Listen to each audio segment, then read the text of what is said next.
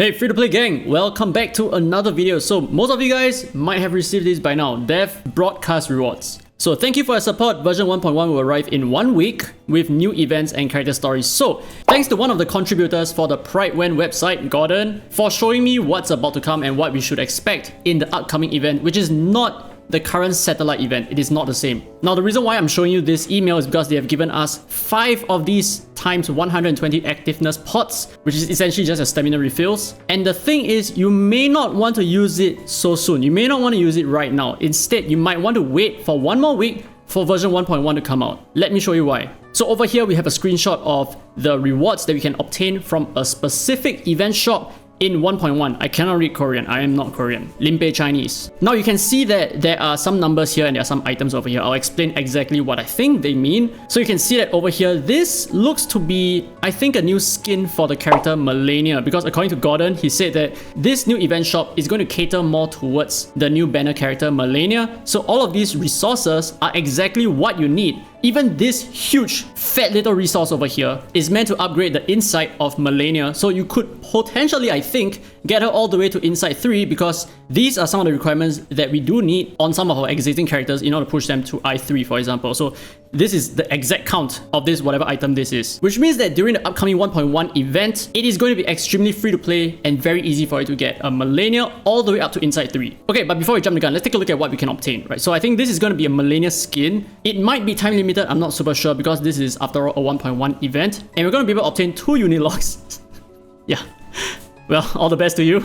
And a whole bunch of inside materials. So we have 3 of these apples over here. I forgot the name, pardon me. 8 of these books, whatever that is. 8 of these inside materials as well. And 5 of these inside materials. I do not know the names, man. But aside from that, there are also a bunch of other stuff. I am not super sure what this is supposed to be, but these are all your wilderness buildings, which is very cool. So wilderness buildings would upgrade your vigor in your wilderness, which will give you a higher return on the resources that you're acquiring every few minutes or so, depending on what's the level of your dust tower and Shapodonti building, whatever that is called. And now going further, these are all inside materials as well, all the way down to this. This shell is meant for the wilderness shop, which is 60 times 30. That is a large amount. That is 1,800 currency, right? This is a lot of currency for you to use in the wilderness shop, so we can expect to have a lot more wilderness tile collections and all that, right? And then we have a lot of Shapodonti, we have a lot of Psycube EXP material here. I think this is probably the blue one. We have 90 times 6,000 dusts, which is super important if you want to level up your characters, which I think this is what, 540k no, it can't be 540, is it 54k?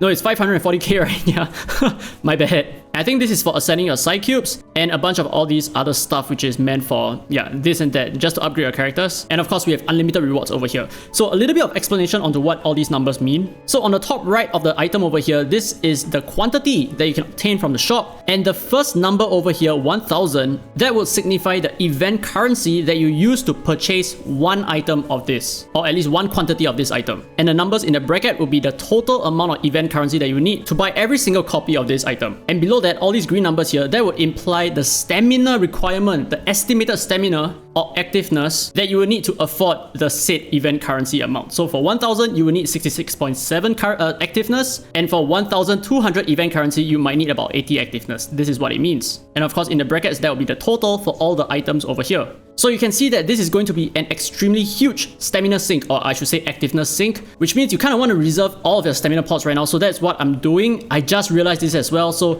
if you haven't actually yet used your pots, you might want to consider holding off for 1 more week before this event drops so that you can spend your stamina. I'm not super sure how you can acquire the event currency. That is not very clear to me, but what I do know is that there is some kind of exchange rate over here. Depending on how much activeness you use, that will translate to a certain amount of event currency for you to purchase stuff in this shop, which is extremely important. So all the activeness that you're using right now is probably not going to be that efficient as opposed to just waiting for this event to drop. So I think right now, what might be the best use of your stamina, if you guys are wondering, is to just fully develop the wilderness. If you have not yet done so, just quickly get that all the way up to max level. All the buildings, right? Everything level 6. If not, what I might recommend is for you to farm more Psycube stuff, so like Psycube EXP, or maybe to farm more dust, the pussy, right? Yeah, just grind the pussy a few more times, get enough dust to level up your characters, and I think that is probably what I might do with my stamina. Of course, this is entirely depending on what you feel like doing. If you want to upgrade more characters, you want to build something new, sure, go ahead. It's completely fine. The reason why I say it's okay to chill out is because I've already done the math. So all in all of these items over here, if you're going to clear the entire shop, excluding the infinite items here, of course, that is going to cost you 80,535 event currency, and I have it in a spreadsheet over here.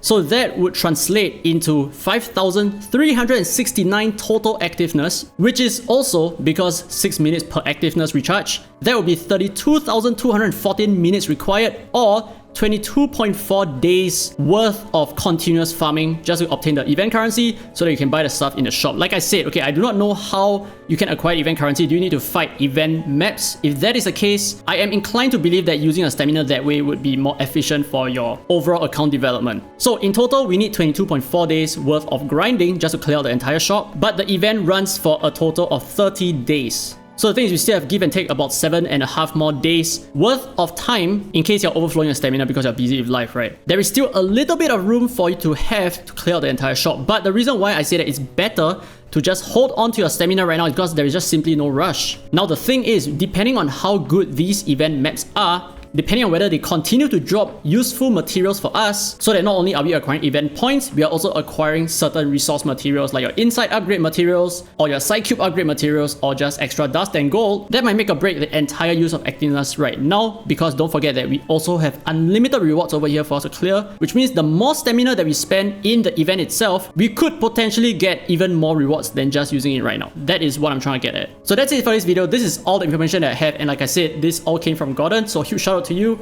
By the way, if you haven't already done so, go ahead and check out the Pridewen website. That's where you can find a lot of useful information provided by Gordon and other contributors. But anyway, I hope you guys enjoyed today's content video. Don't forget to thumbs up, it really helps the channel, and subscribe for more Reverse 999 content. Now with that said, this has been Dare Free to Play, and as always, I will see you in the next video.